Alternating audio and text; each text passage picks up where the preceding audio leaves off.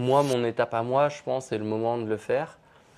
J'ai quand même mis 13 ans avant de faire un premier 100 miles. Est-ce qu'il faut obligatoirement prendre le virage de l'ultra pour en fait garder l'envie, quoi? Parce qu'on a l'impression que c'est l'étape prochaine. J'ai bien envie un jour d'aller sur les formats longs. Ça ne saurait tarder. On entend toujours ça. C'est Ouais. obligatoire pour avoir la flamme toujours.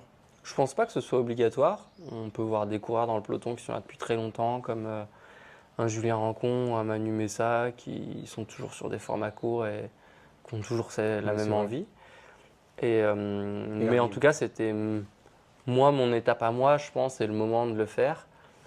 J'ai quand même mis 13 ans avant de faire un premier 100 miles. Où aujourd'hui, c'est un peu les courses phares, tu vois, et tu peux en faire tous les week-ends.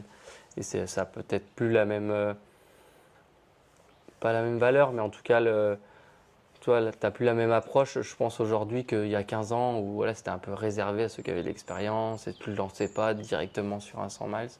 Maintenant, on voit qu'il n'y a plus trop de règles, tout le monde va un peu partout.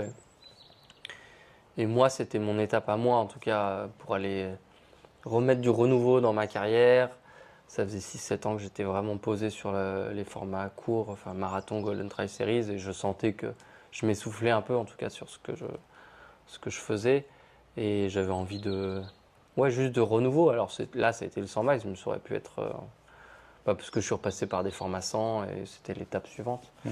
Mais, euh, mais ouais, c'était. Je pense pas que ce soit obligatoire, mais en tout cas pour moi, ça l'était de devoir casser un peu ce que je faisais couramment.